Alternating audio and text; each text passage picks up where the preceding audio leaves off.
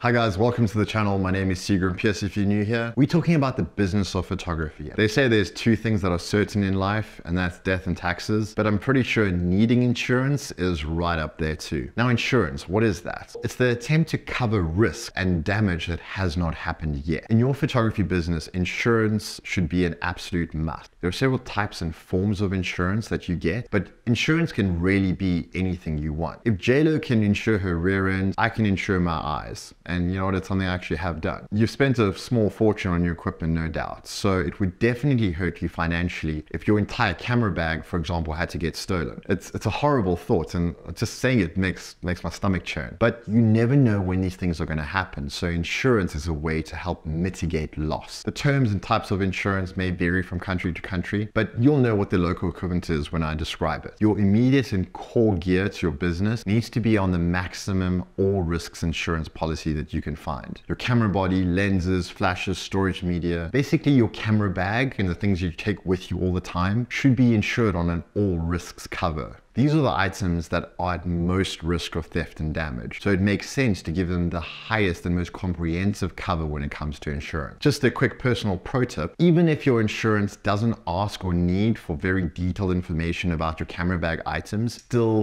do it. I go so far as to supply my insurance broker with every single item and its serial number, and I insist that it gets filed with my policy. This is something that you may have even thought about, but I can promise you, if something happens with your insurance and a dispute arises, you want to make sure that you are as covered as possible and as thorough as possible. The things that don't leave the studio or your house but are still form part of your business assets can be put under a more general household insurance policy. The risk profile for these items is much lower because they're not exposed to public transportation or as much risk of damage or theft. I'll keep things like my studio light, my editing machine, my backup servers on this type of policy because there's a much lower risk of damage and theft, and also then the risk profile is low, which means the monthly premiums on them are going to be lower. There's a third type of insurance that isn't mentioned very often, but it actually can be quite important, especially if you live in a country where your risk of being sued is quite high, and that is a form of public liability insurance. Now, this can often be bundled in with your other policies to cover you in the likely case that, say, while you're out in public, something happens and someone now wants to sue you. They trip over one of your light stands or whatever the case. That wraps up this episode.